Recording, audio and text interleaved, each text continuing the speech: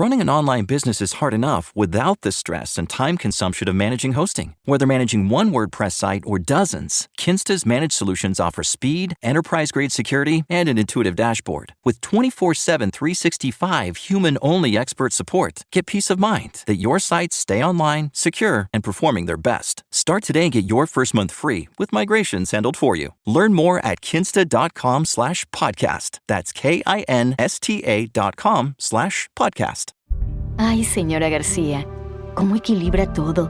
Es consejera escolar y pionera, madre de 2 hijos y estudiante de posgrado. Hace de todo.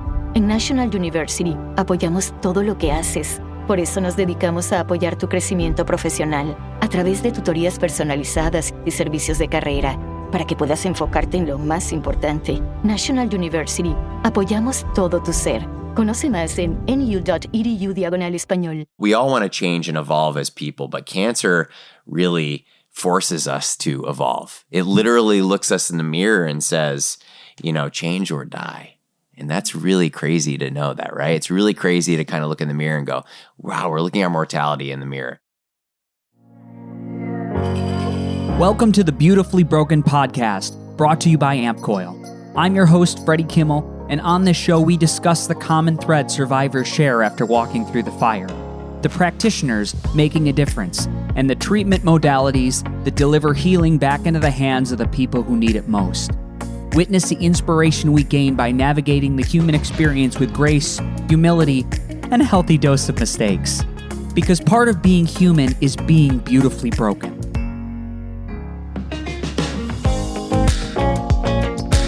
Ladies and gentlemen, welcome to the Beautifully Broken podcast. I'm here in the woods of Connecticut with a very special guest that walked into my world, energetic field. I am here with Cort Davies. Cort, welcome to the show. Thanks for having me, Freddie. Let's just jump in. Yesterday, I watched a TED Talk that you had recently done. And I wonder if you couldn't just give us a little tidbit about the major themes of that talk and what it meant to you to put it together. Sure. Yeah, the major themes, the title of the talk was The Missing Link in Evolving Cancer Care. And so, long story short, I'm sure we'll get into it. But I have cancer myself. I like to say my body has cancer, not myself. But it revolves a lot around stress and the correlation between the stress hormones in our body, the chronic stress that cancer patients have, and how it affects the growth of cancer itself. And that was kind of the basis of it. And so my kind of synopsis and takeaway from the talk was that I believe that there is a missing link in our cancer care, and that is having someone to talk to from a psychosocial perspective, having someone to talk to about stress when you're told you have 3 years to live. Mm-hmm. Mm-hmm. Did you have that person when you received your diagnosis? I did not. No. In fact, one of the things I said in the talk that rings true to this day is that it's been, I was misdiagnosed for 3 years, and I've been going through it for about 2 years now, and no doctor's ever asked me how I was doing mentally. So still to this day, I think a few nurses have asked me, which, seems about right. But no doctor has ever asked me how I was doing mentally. And I've had, 7 surgeries in the last 2 years. So, and a lot of clinical trial drugs and a lot of testing drugs and a lot of, radiation and starting chemotherapy. And so there's a lot of stress that comes along with that. And so, my thought is that we're not doing a good enough job in attending to that stress in many cancer patients. Now, I've heard some people have had, therapists and, some kind of psychosocial support. Some hospitals are providing this help. But my big thing was really looking at it scientifically. Not just is this a nice thing to have, but when you get told you have 3 years to live, when you get told you have cancer, what does that do scientifically to your body? What does that do from a hormonal and biological standpoint? And so that evidence is incredible, and we know now that adrenaline can increase the speed at which cancer proliferates. And so we want to minimize that. Adrenaline was something very unique to your type of cancer. Yes. Can we talk a little bit about that? Sure. Your diagnosis, and specifically how adrenaline was driving what your body was trying to rebalance? So the disease is called malignant paraganglioma, and it's a neuroendocrine tumor, which means that not only is it cancer, but it produces adrenaline. So you can really look at it as if my body has a bunch of adrenal glands all over it. All the tumors are adrenal glands. And so, my body at one point said, we don't have enough adrenaline. And so it started creating other organs. I mean, that's what these tumors are. They almost act as organs. And so when they found the disease, I had the normal adrenaline, the normal norepinephrine in the body is like 200 units per deciliter. Mine was like 17,000.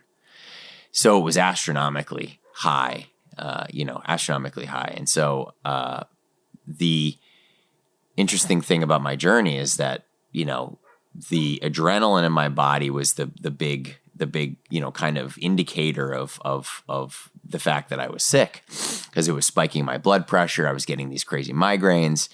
My heart was racing. And so, as you could imagine, I was chemically programmed to be stressed and have anxiety too.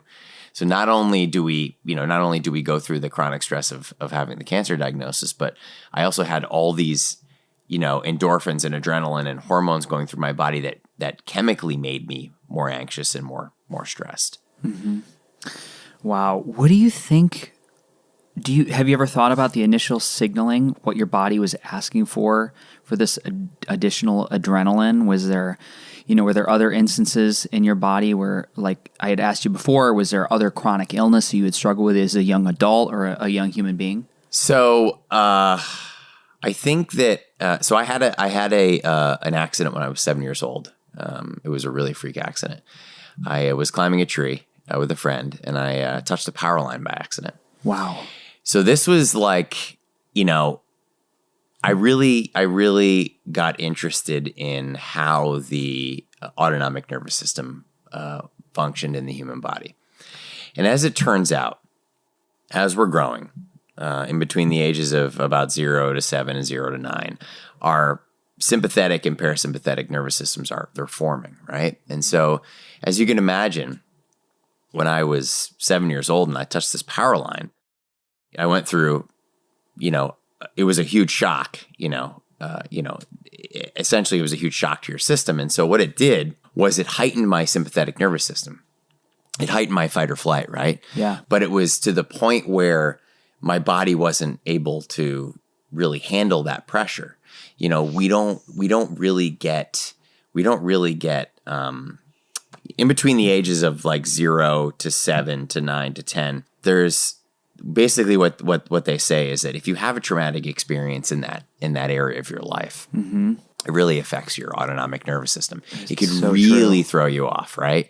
And so I had a huge, accident that happened to me at 7 years old. And so I think it really kind of changed the destiny of my life. Yeah. And so I had always had, chemically high stress and adrenaline because of that shock. I mean, I had all this voltage come through my body, right? Wow. And so I think that it made me it programmed me to have this high adrenaline in my body. But here's the unique kind of perfect storm is that, I was susceptible to this cancer because of this gene mutation that my father passed on to me. And so as we know with gene mutations, we know scientifically that genes don't necessarily cause cancer. There's a correlation to cancer, meaning there needs to be some kind of environmental factor that contributes to the cancer, contributes to the onset. And so for me, it was having this gene mutation and then having this accident when I was young and then constantly reliving that accident. And as we know about memories and as we know about, trauma in our body is that our body believes the trauma happened yesterday. It's a fingerprint. It literally can be relived as it happened yesterday. And if you relive something as it happened yesterday, those same stress hormones could continuously be triggered in your body. And so my theory is that, this accident and this trauma had a lot to do with the onset of my cancer. Yeah, I can only imagine. I know the value of 0 to 7 and how that initial programming is formed in our brains. The brain is washed in a specific chemical. The frequency and waveform and state of the brain is so impressionable to lessons. That's why children learn so quickly and they're able to adapt. So I can only imagine. I mean, that's so incredible. And to sidebar and just to take that forward into the future, when was the first time you were able to address that trauma effectively? Wow. I think I'm still addressing it now. I think that's been part of my journey now is, I think that, I never saw anyone about that. I never saw a therapist or anything. I probably should have, but I was 7 years old. Who knew, and I think it was something that my parents kind of, just swept under the rug. And it was something we just didn't talk about. And I think that probably made it worse because, it was just suppressed. Mm-hmm. And, now I'm going through what I'm going through and I'm trying to figure out all these ways really what I'm trying to do right now is figure out how to get my body back into a constant state of homeostasis, right? Mm-hmm. Because I know that my body is, constantly moving up and down based on stress hormones. And if I can get my body into that state of homeostasis more consistently and constantly, or parasympathetic, I know that my body can do what it needs to do. I know that it can I can assist in helping it heal itself. And so I think right now is the time that I've been really addressing it, and through different modalities. I think meditation's been kind of the one that's been the most effective to this point. But I feel like a lot of us are constantly adapting to these traumas in our lives on a consistent basis. Yeah. To be human is to be with trauma. Yeah. When people say, well, I've never really, let's examine that, because it never has to be anything bad. I think oftentimes people think you need to be abused, you need to have had an alcoholic father. It can be a baby crawling towards the edge of a couch and fall, and to always feel that feeling of being unsafe. It can be being birthed in the vaginal canal, having the umbilical cord wrapped around your neck and feeling that feeling of suffocation, which is very common and a high correlation with cancer and chronic illness. So I think a big takeaway is this is the work we have to do. Yes. So what have been, there's so many questions I want to ask you. If we went to a doctor today, let's say your lead practitioner guiding your standard of care, sure. What is he going to tell you about your condition and the prognosis and expectations for success? I think, that's a good question. My initial prognosis was, 3 years. I kept on going to different doctors and they kept on saying, hey, we don't really know much about this disease. And so I think that led them to, just kind of look at the statistics and say, hey, you're a statistic. And, this is the destiny that you have. This is your life's path. I found some really good doctors out in San Diego that would definitely say something different. I have a team, a man and a woman, and when they met me, they were like, "Okay, this is exciting. You're a unique case." And they kind of looked at me from a different lens, and they said to me, they're like, "We're gonna create a different standard of protocol, and we want to see you die as an old man, die of natural causes." And so that obviously sits better with me. Sure does. Most of the medical world would say that, the outlook isn't amazing. I mean, it's I suppose I'm considered stage 4. And I rarely like to say that or allude to it because it just feels weird. It feels like I'm giving up. Yeah. You know what I'm saying? And Can I go to stage 5, stage 6, stage 7? Do I have to end at 4? Exactly. Who made this grid for me to live exactly. in my spiritual hope in my body? Terrible. Yeah. Terrible. Yeah, I can't even really look at the MRI reports anymore because, when you read them, it's just like the the radiologist is just doom and gloom on the report. You know what I'm saying? Yeah, like, I know. tumors are getting worse. They're growing Yeah. fast. And you're just like, oh my gosh, man, Yeah. it's just like crazy. So, Yeah. So I think that the medical world wouldn't think that I had a really good chance. But it's the complete opposite feeling of what I have in my body and in my mental state. I get that. Yeah. So I don't, it doesn't feel that way at all to me. Like, it feels like everything I'm planning, you know, stuff with my vacations and the projects that I'm working on and my future, like it feels like all of that's obviously going to happen. Mm-hmm. I want to ask you about, you know, because you're in a very special situation. I know people can be driven to treatment out of fear. Mm-hmm. And I'm sure with your initial diagnosis, there was a lot of, you need to do this tomorrow. Absolutely. Absolutely. How do you manage that? And how do you, because we've spoken, you know, you've done a lot of things outside of the box that, man, I tell you, when I was diagnosed at 26, and they were like, you got to cut this out of you today, and you have no choice. I mean, there was I had no thought of anything else. I went straight to the emergency room, straight to surgery. And maybe that was the right choice for me. But you've evolved, and you've had space to entertain some of these other holistic modalities and looking outside the box at all these different things that can have an effect on cancer. How do you manage that and make space for an alternative choice that's not driven by fear? Well, so surgery was I had to have surgery. And so the reason I had to have surgery, again, the thing with the cancer that's in me that's different than most cancers is the adrenaline. So the real reason, so I had a tumor in my bladder the size of a baseball. And so the real reason they had to remove that was not because of the tumor itself, because it was growing slowly, but it was because of the adrenaline. It was because of the fact that they had to get my circulatory system and my heart, you know, to a healthy state, because it was just getting pumped. It was just getting pummeled with adrenaline. So a lot of my surgeries have been based on just reducing the tumor load. So we are reducing the adrenaline load. Interesting. So, you know, that's been a big thing. And so obviously, you know, I even had a hard time with the initial surgery. You know, it was a scary thing because they didn't know if they were going to be able to save my bladder. And, you know, that was pretty tough. And I had 2 back-to-back surgeries within like 3 weeks. I had the bladder, and then I had a surgery on my spine. Mm-hmm. So that was pretty difficult. But back to your question, it's been 2 years now.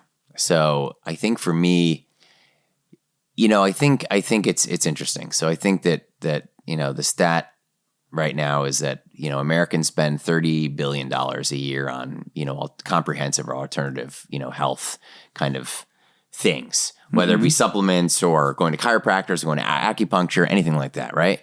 And so I had a history with Crohn's disease. Back in 1999, I was diagnosed, and I really solved it with nutrition. Mm-hmm. And so I went off my meds, and, you know, my gastroenterologist to this day still doesn't understand how I'm not on medicine. But I kind of took it head on, and I think that really changed my perspective of dealing with cancer. So I don't want to say it was lucky, but I was like, it was teed up for me. Do you know what I'm saying? Mm-hmm. Like I had already had a different perspective. Also, living in California for 12 years also is a big change too, because you know, it's a different environment. They look at food differently. They look at health and vitality differently. You know, I think they're I don't think, you know, my lifestyle was less stressful. I got more sunlight. You know, all these factors were huge, right? And they're very simplistic. And so those simplistic things are actually the things that I, you know, kind of incorporate into my life the most now. The simplistic eating, the sunshine, the walking, the movement, the non-stressful lifestyle. That has evolved to opening up space to allow me to learn about all these other different things. And I just let the adventure take me where it goes. And, you know, like meeting you, like just ending up in this kitchen, like, you know, these things happen to me all the time. Yeah. Like they happen to me all the time. Yeah. Yeah. Cort walked in, and we were introduced through Kathy, who I'm living in the house with, and we know each other through Amp Coil. And we started to talk, and she's like, you got to meet this guy. He's got an incredible story, and you got to listen to his TED Talk. And I was like, you got to do the podcast. So here we are. So the other thing I want to ask is, and if anybody hears this poor little whimpering dog behind me, Rosie, do you want to come over here? Hold on. Oh my goodness, hold on. I got to pause this. She's got a bone in her mouth. I'm going to let her outside. So cute. So we just let the dog outside with her bones so she can go bury it. I made bone broth. I've been making it for like a month here. I've actually been doing, not to derail us. I've been doing this OMAD, 1 meal a day, like a fasting, 22, 23 hour, and just trying to get my 1 meal a day. And I've done that for 16 days. And my pain in my body has dramatically dropped from these long periods of fasting. It doesn't work for everybody, but for me, it's been really neat to see and experiment with. And there's a lot of overlap in a lot of these protocols for cancer. Dom D'Agostino is a doctor talking about the ketogenic diet for glioblastoma. If you go to the deuterium depleted water center in LA, where they're talking about removing heavy hydrogen isotopes from the cell to extend life in cancer patients, they're also finding greater efficacy with a keto diet.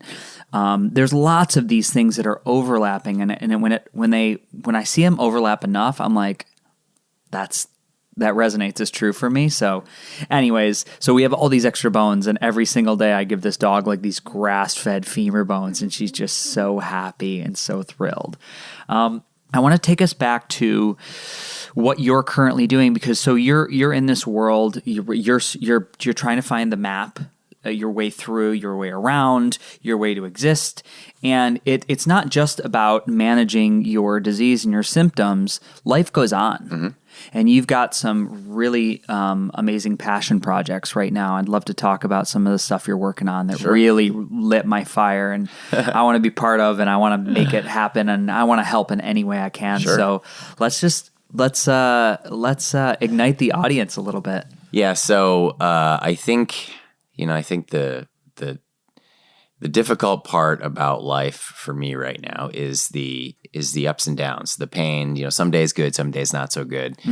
And so I have been managing and learning to deal with that. And so, admittedly, so I'm on disability, and I think as a 40-year-old American, man, we're always taught that we need to be working, we need to be contributing to society. And so it's interesting. There was a little guilt behind that, right? There's like a little built-in guilt, and it could be, based on, tribal conditioning, things along those lines, which really interest me, right? Yeah.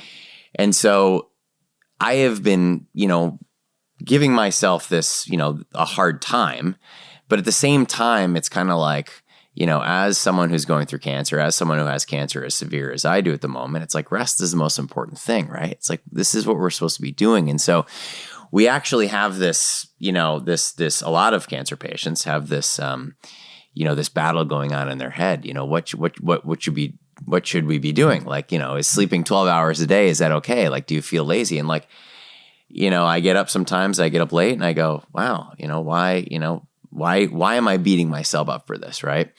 And so the reason I said that is because I have been working on these projects for a while now, and they're really kind of starting to come to fruition. And so it's really interesting. Like, you think about any entrepreneur out there that's going through their challenges, and I kind of have been through those challenges as an entrepreneur, but like, I am doing these projects and pushing hard, and sometimes I forget that I am sick. And sometimes I forget that I have to deal with what I have to deal with on a day-to-day basis. That's awesome.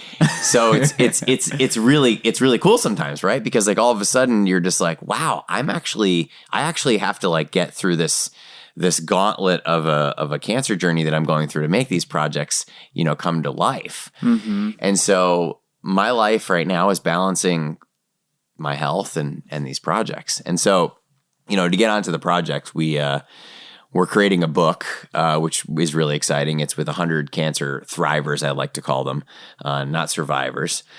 And so what we're doing is, and you're going to be in my book, Freddie. Awesome. I'm so excited. And so what we're doing is the book is called One Habit to Beat Cancer. And it really comes from the TED Talk. It really comes from the subject of the TED Talk. And so this came from me talking to people that have gotten through cancer, and what I noticed is that all of them really had a few habits that they really kind of changed. They really evolved as a person. And that's I mean, that's life. Like life, we all want to change and evolve as people, but cancer really forces us to evolve. It literally looks us in the mirror and says, change or die. And that's really crazy to know that, right? It's really crazy to kind of look in the mirror and go, wow, we're looking at our mortality in the mirror. And, I know it's really difficult to talk about death, but we as humans are always kind of pushing death off, and we're not really looking in the face. And now all of a sudden, as a cancer patient, you're really getting forced to, look death in the face. And what it does, and what it did to me, is it really kind of made me look in the mirror and go, man, all these things that I've been scared of doing my entire life, like, why are you putting it off now? There's no time to put it off anymore, right? Now it's time to make these things happen, make it real. And so this book's coming together beautifully, and the feedback that I've been getting from cancer patients all over the world, cancer thrivers, have been incredible. And again, we're going to be presenting this one habit, from each of them that really helped them in their journey. And hopefully we can spread, the new cancer thrivers and the caregivers, are doing research and they're reading these books. And, my vision for this is that, you're in the hospital, you just got diagnosed, you're scared, you read a couple chapters in these books and go, okay, here's some small changes that I can make, because we got to meet them where they are, right? The small changes are, the ones that turn into the big changes. I mean, for me, just meditating, 15 minutes a day has turned into me meditating, 2 hours a day for the last almost year now. And that little change has become a huge change for me. Yeah. And from the book, our big thing that we're really focused on right now is creating a docuseries. And the way that I like to explain the docuseries is very simplistically. When you're diagnosed, you're scared, you're isolated, you feel disempowered. You're very fearful. You're making decisions based on fear. You just talked about that, how the fact that you were told this needs to happen now, right? Mm-hmm. And, as we are told, in our lives, decisions made in fear are typically the wrong decisions. So I want to get cancer patients to the point where they don't look at themselves as victims or patients anymore. They look at themselves as thrivers. And so what I want to do is take them from, again, the isolation, this disempowerment, the fear, to, feeling empowered, feeling like they're taking their cancer diagnosis into their own hands. There's 5% of the time that we spend with the doctor and in the infusion center and getting tests and doing MRIs and CT scans, but there's 95% of our life that's going on. And that's the most important part, is what do we fill that 95% of our day or our life with? Mm-hmm. And so this vision came with, some friends of mine and I have become, my business partners, and it's really evolved. And so it really has a lot to do with the journey that I've been on, the things that I've tested, the things that I've tried, because, there's no protocol for what I have. There's a lot of, if you have breast cancer, if you have prostate cancer, if you have, some of the more typical cancers, like there are alternative, integrative, and traditional protocols for a lot of those cancers. And so I had to do a lot of testing with what I went through. And again, what I realized is that people are really quickly to tell you what to do. The peanut gallery is very adamant on giving you these miracle cures, which are most often dangerous. I'm all for trying as many things as we can, but I'm also doing it, all for doing it in a pragmatic way, like to get the necessary testing that we need to have as much information and knowledge as we can on our own disease. And again, cancer is like getting a PhD in your body and in your life. Mm-hmm.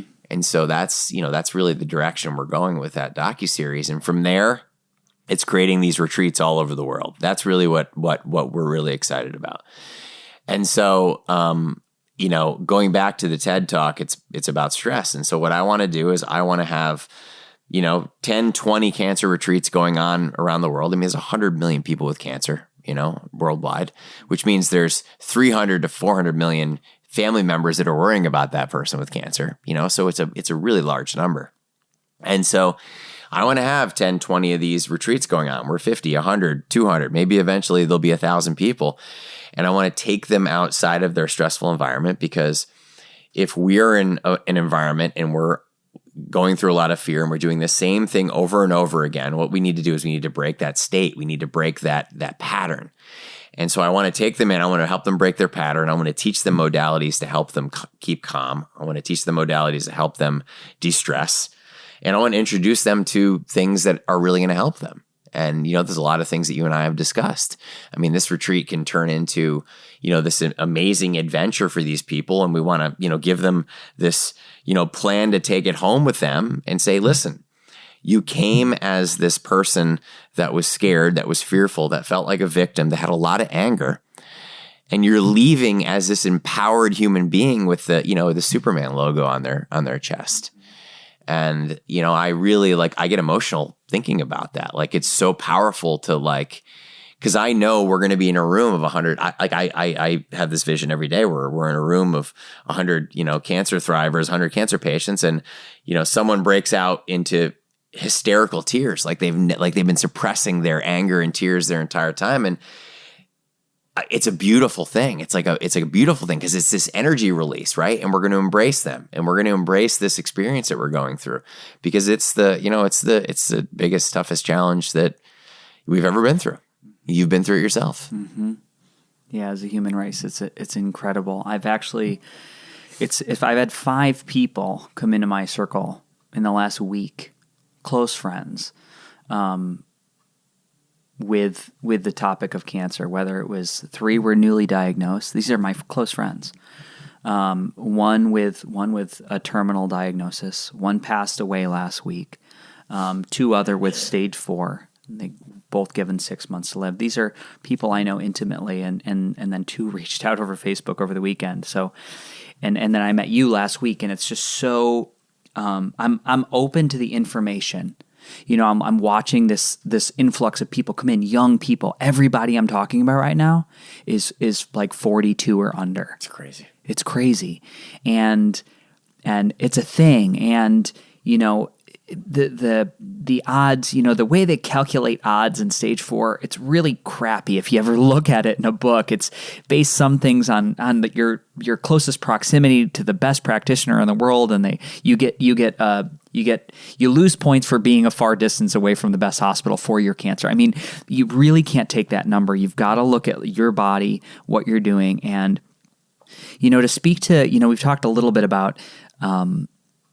Well, we didn't talk about it on the podcast, but cancer's big business. Mm-hmm. Cancer's a lot of money. Mm-hmm. And there's definitely, I'm not a huge conspiracy person, but there's definitely, there's a movement to drive how we have access to information. And I don't want to tell anybody to do anything weird or crazy or endanger your life for your cancer, but know that nobody makes decisions about your health. Nobody, not your partner, not your doctor, not your teacher, you do. So you have the power to change or decide what best is for you to eat or not eat, or what kind of water to drink, or what kind of meditation to do, or what kind of retreat to go on and do plant medicine if your spirit needs that much clearing. It's up to you. Anything. You can create this paradigm for what your healing roadmap looks like. So don't feel stifled. And I would just, take your time. And again, your body knows. Your body knew when something was right for you to try or go forward or to do again. Definitely. Our resonators know when we've lost. I think what excites me, I see what coming out of a retreat is someone learning how to listen to their body and find where the internal yes comes from, because we've lost that. We go outside of ourselves from answers on everything. Everything, not just our health and wellness. And I think that was something that when you're around other people going through that struggle, you learn that really quickly, how to tap into, okay, this is my why, this is my yes. And that's, we need that in the world. My intuition guides me with everything I do. Mm-hmm. Everything I do. Mm-hmm. I think it's a lost skill, but it's something we've got to get back to, especially in this fight. Cort, the other thing I kind of want to ask you is, is what are your thoughts on, because this bugs me. It bugs me when people are like F cancer, the F cancer hats or the F cancer t-shirts. I'm so glad that you brought this up. I hate it. I hate it. I do. And so I have two thoughts. Let's do that one first. Let's do that for how we talk about cancer. I'm a cancer warrior. There's a battle. There's a war inside my body. I'm obliterating and blowing up cancer. I'm cutting it out. I'm decimating the battlefield.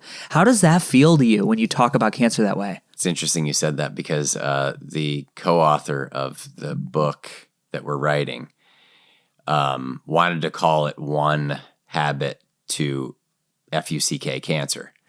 And I was like, no. It's great marketing. Yeah, of course it's great marketing, right? And it's interesting because you know what it really comes from? It comes from the fact that there's a lot of anger around the disease, right? A lot of people feel like they're a victim. And that's part of the problem, right? That's part of the problem is that if you feel like you're a victim, you're already going in the wrong direction. And so to me, cancer is something that our body created. And it was created for a reason. And by the way, it's not anything against the person. Like I don't blame myself for getting cancer. Cancer is not anything that comes from the outside. They say potentially viruses can contribute to a weakening of the system to create the malfunction of the cancer. But what cancer really is your DNA creating cheap proteins, and there's a malfunction. And a lot of people say that, and I tend to believe this in a sense, a lot of people say that cancer is your body digesting some kind of biological or emotional shock. And I really like that. Because for me, it really rings true because I've had a lot of biological and emotional shocks.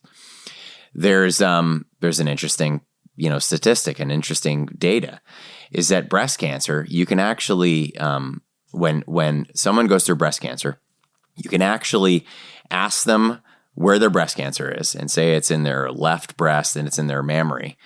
That actually attributes to some sort of loss. So, it could be as exact as if the woman had breast cancer in her right breast and it was in her right mammary, it could have had to do with a divorce. If it was in her left breast and her left mammary or left musculature, it could have to do with losing a parent or losing a child. And so all of a sudden, I got to interview a lot of people with breast cancer because there's a lot of women with breast cancer. It's by far the most common cancer. And I've spoken to probably 30 plus women that have had breast cancer, and every single one of them has been through this emotional biological shock. There's not one that hasn't. Mm-hmm. All of them. It is like a domino effect. I go, wow, all these people had something traumatic happen to them. And it was all within 3 months to 3 years prior. And so, to me, what that shows me is that, again, you don't quote me as a doctor or a scientist, but I do know my body really well, and I do know cancer really well because of what I've been going through. And so basically what I'm saying is that cancer is often a gift. And if you look at it as a gift, it changes your whole perception of what you're going through. And so life is about perception, right? I love the saying, we don't see the world how it is. We see the world how we are, right? Mm-hmm. It's very true. So we see the world from our blurred lens of how we have lived, the experiences that we have and the perceptions that we have. And so we can either view cancer as the enemy, which makes the battle a lot more difficult because then all of a sudden chemotherapy becomes the hard artillery and it becomes the poison. Or we can view cancer as the greatest lesson that we've ever been through in our lives, and that chemotherapy is love and light and, neutrality and this beautiful thing that's helping us that was created from God. It's a totally different paradigm, right? And so again, I think the big thing is that if you view cancer from an angry perspective, you're really kind of living at a lower frequency. And if you view it from a love perspective, from a gift perspective, from a healing perspective, from a perspective of you were meant to go through this. This is a blessing, and the other side of it could be the most wonderful thing that has ever happened to you. To me, I'm incredibly grateful for what I've been through, and I'm incredibly excited for what's coming next. So No, I don't say F cancer. I don't believe in that. I don't believe that that's the right perspective. I'm not angry about it. Yeah, me too. And we're in the same. But I hear that chatter a lot online and with other chronic illnesses, and it just puts you in such a reactive, pin-cushiony position to be just continually hurt and manipulated and put upon. And from an empowerment standpoint, it's a really tough way to, again, work with your disease. Yeah, absolutely. So, oh my goodness. So, Cort, I want to ask you also, I always ask people a couple questions when we finish up the show. I want to be respectful of our equally busy days. So, the Beautifully Broken podcast, what does it mean to you to be beautifully broken? Well, I think that what we were just discussing, I think Beautifully Broken fits it well. I think that as human beings, we go through changes, and a lot of us are really scared to go through the changes that are necessary to get us to where we want to be, right? I believe that, I believe that the day we were born, we're good enough. We're worthy, right? We're worthy of love. And I didn't believe that before. I didn't feel that way before. Mm-hmm. And when I see the amount of affection and love and community that I've experienced from having this disease, what I realize is that cancer can be very beautiful. And this whole experience can be very beautiful because it forces us to go beyond where we were previously comfortable to go. Mm-hmm. It forces us to, my friends, the people that I see all the time, like, it puts them in uncomfortable situations. But what I see is it inspires them to feel emotion and express gratitude for life more than they've ever have, because all of a sudden one of their good friends, who's 42 years old and it's the same age as them, is potentially having a life-threatening disease. Mm-hmm. And they all of a sudden see, their life around them. Life becomes a little more clearer. And I feel like I have, indirectly given people, that gift. And I think that there's an incredible beauty around the human nature to really help each other. And I think that we're missing that. I think we lose that. I think that our society, our technology has really kind of isolated us. And this has made me, embrace more people. It's made me hug more people. It's made me, cry with more people. That has been a really big change for me. And that's been incredibly beautiful. And so I look back at that and I go,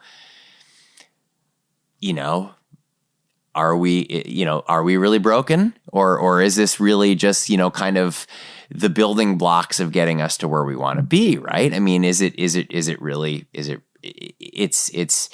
almost the you forcing to change to live the life that you were meant to live. Mm-hmm. Beautiful.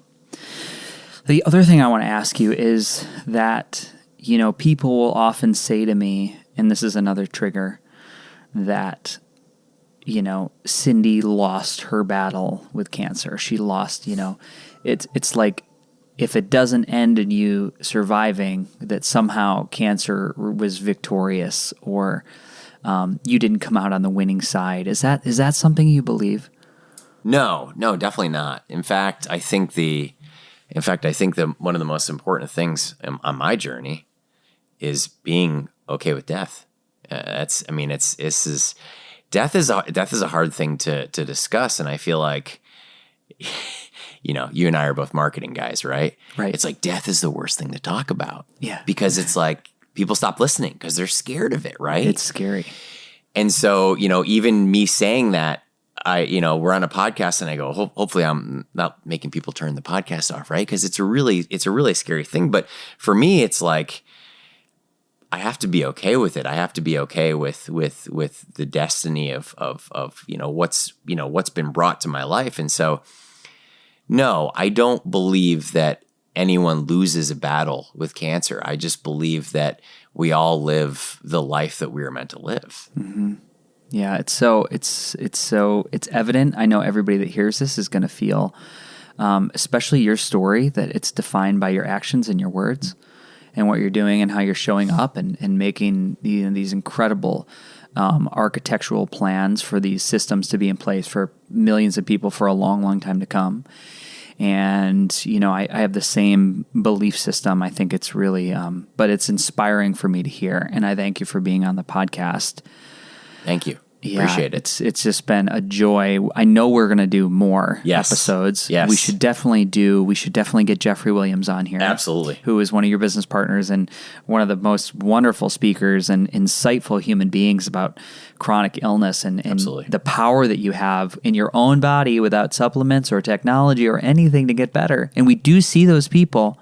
Those people do exist. I know, all the stuff I talk on here about on the podcast, these protocols and ozone and, these mistletoe supplements that can, move people past what they're struggling with are great. They're great to do the heavy lifting. But the real work and the work that has longevity in it is the spiritual work, the meditation, and that's what Jeffrey really excels in. So this is his open invitation to get on the podcast, Jeffrey. I think just to say something on that, Jeff's helped me out a lot. I mean, he's a dear friend of mine. He is a brother to me.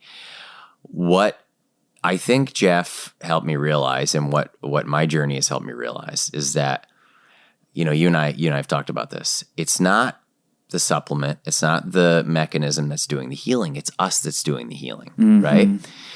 And so I think that there is if you look at, Maslow's hierarchy, if you look at the chakras in our body, basically what you see is that, the communication that you have internally is the most important and the first step. Because all the other things that you contribute, that you find, that you try, don't work unless you believe in the internal ability to heal. And so if ever I had a takeaway, it would be this. It's the fact that, if you do have cancer, if you do have a chronic illness, and you are, taking supplements, or you're trying, you're on Western medicine, or you are doing these modalities, the most important thing is to deal with the emotional aspect of the disease in your body first, to have this communicative conversation with yourself every day that you're moving in the right direction, and for you to allow yourself to heal and to get to another level, and to know that you're worthy of healing. Like, that's a big deal. A lot of people don't believe that they're worthy of healing, and they continue to try things, and they think they fail, and they think they fail, and they think they fail. But what they're doing is they're subconsciously telling their body that they're not worthy to heal. And so that has become so much more important than all these other things.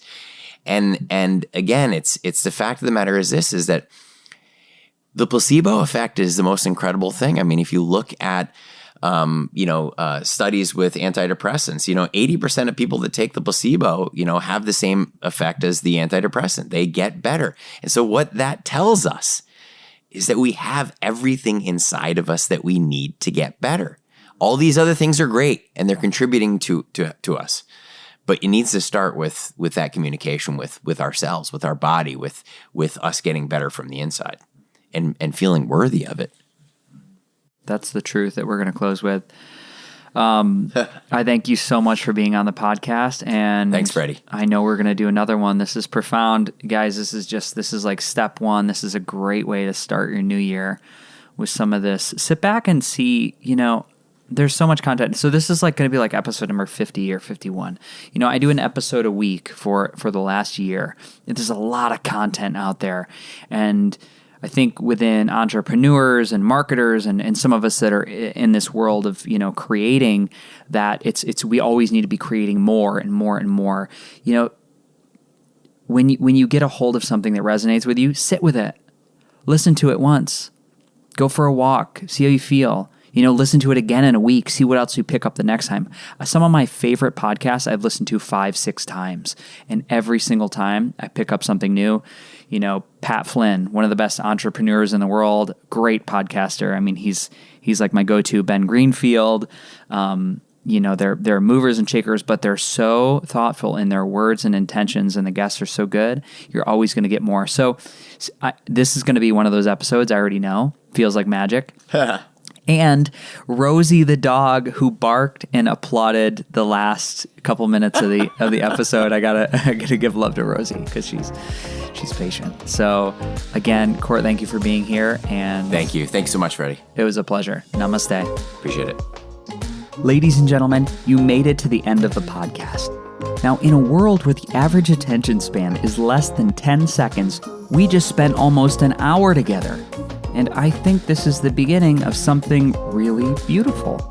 Now, one way to support the podcast is to head over to FreddieSetGo.com and check out my newly launched page, Freddie's Faves, where I've linked every 5-star product and healing modality you hear about on the show.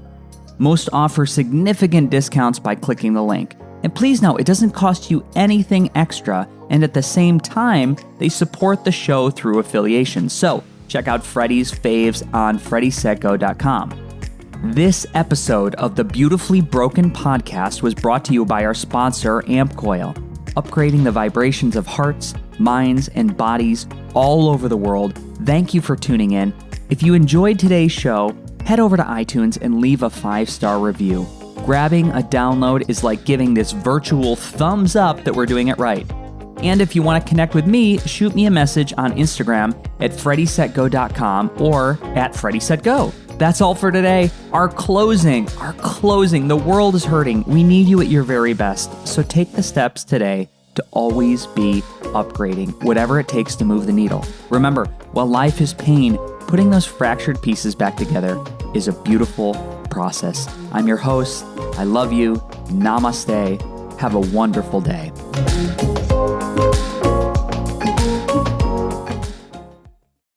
Ay, señora García, ¿cómo equilibra todo? Es consejera escolar y pionera, madre de 2 hijos y estudiante de posgrado. Hace de todo. En National University apoyamos todo lo que haces. Por eso nos dedicamos a apoyar tu crecimiento profesional a través de tutorías personalizadas y servicios de carrera para que puedas enfocarte en lo más importante. National University, apoyamos todo tu ser. Conoce más en nu.edu/español. At Arizona State University, we've made online education better, smarter, and more personalized so you can go further in your aspiring field. I decided to pursue medicine once I realized that ASU did have the online program for biological sciences. You're still required to learn the same curriculum. You're still being tested on the same content that anyone would be tested on in person. The comprehensiveness of the program prepared me so well for medical school. Explore over 300 programs at asuonline.asu.edu.